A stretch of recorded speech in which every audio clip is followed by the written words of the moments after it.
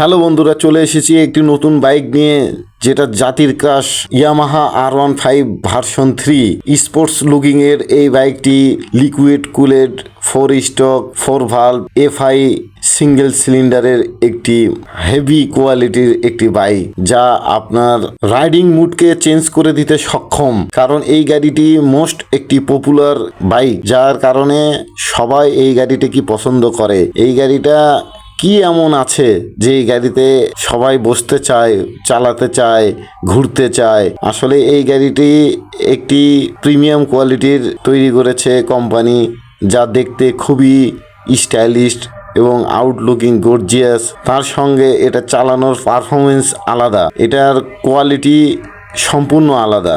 Dual ডিস্কের dual channel ABS দিয়ে তৈরি এই বাইকটি খুবই ভালো মানের একটি মেটাল দেয়া আছে এটাতে, যার কারণে এই বাইকটি সবাই চালাইতে চায়।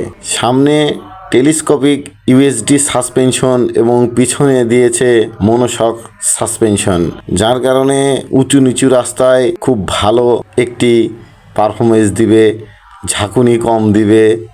এবং R15 এর গতিও যেমন, ব্রেক কন্ট্রোলিং সেই রকম, যার কারণে আমার মনে হয় জাতি এখনও এই গাড়িটার উপরে ক্রাশ খেয়ে আছে।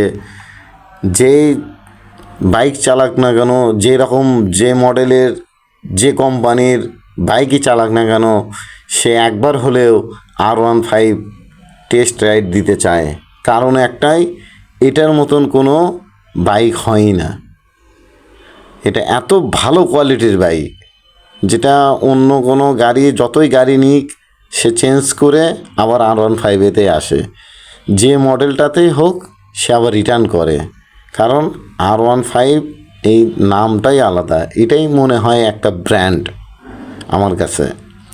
যে যত গাড়ি কিনুক, যত গাড়ি চালাক, সে পুনরায় আবার R15-এ ব্যাক করে। কারণ ওই একটাই, এটার লুকিং আলাদা, এটার পারফরমেন্স আলাদা, এটার মানে সব কিছুই আলাদা, যা অন্য গাড়ির সঙ্গে সহজে ম্যাচিং করে না। এবং এটা খুবই পাওয়ারফুল একটা বাইক, যা আমরা দেখেছি সারা বিশ্বে এই গাড়িটা বেশ ভালো জনপ্রিয়তা পেয়েছে।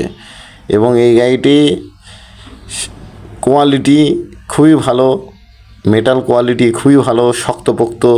বাংলাদেশের রাস্তায় এখনও এই বাইকটি খুব দেখা যায়, যদিও ভার্সন 3 পরে ভার্সন 4 এসেছে, M এসেছে, কিন্তু তারপরেও ভার্সন 3 অনেকেই নেয়, দেখা যায়।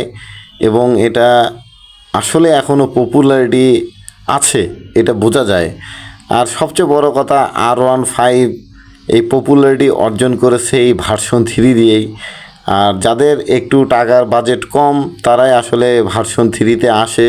যাদের টাকার পরিমাণ বেশি, ভার্সন 4 অথবা M-এ তারা শিফট করে। এটাই হলো মূল ব্যাপার। তো যাদের বাজেট কম কিন্তু পাওয়ার ওইটাই লাগবে, তাদের জন্য আমি মনে করি ভার্সন 3 ভালো। আর ভার্সন 3-র আপডেট অনেকগুলো কালার এসেছে, আপনারা শোরুমে গিয়ে দেখতে পারেন এটার কালারগুলো কেমন। যদি ভালো লাগে তাহলে টেস্ট ড্রাইভ দিয়ে গাড়িটি নিতে পারেন। কারণ R15 আসলে R15 এটি একটি ব্র্যান্ড, এটার সাথে আসলে অন্য কোনো গাড়ির তুলনা হয় না। এটা যারা চালাইছে তাদের এটা ছাড়া আর ভালোই লাগে না, কারণ এটার ভিতরে একটা মজা আছে, একটা মায়া আছে, একটি ভালোবাসা আছে। সব কিছু মিলে আমি বলবো যে আপনারা বাইক নেওয়ার আগে আবার টেস্ট ড্রাইভ দিবেন, কেমন আছে বাইকটি দেখবেন, তারপরে বাইকটি নেবেন। আমার এই চ্যানেলটি নতুন, আমি নতুন কিছু ভিডিও আপলোড করছি। যদি আপনাদের ভালো লাগে তাহলে অবশ্যই লাইক, কমেন্ট, শেয়ার করবেন এবং বেল আইকনটি অন করে দিবেন পরবর্তী ভিডিও পাওয়ার জন্য, এবং আমার চ্যানেলটাকে সাবস্ক্রাইব করবেন। সবাই ভালো থাকবেন, সুস্থ থাকবেন, এই কামনায় আজকে বিদায় নিচ্ছি। দেখা হবে নতুন কোনো বাইক, নতুন কোনো রিভিউ নিয়ে। আল্লাহ হাফেজ।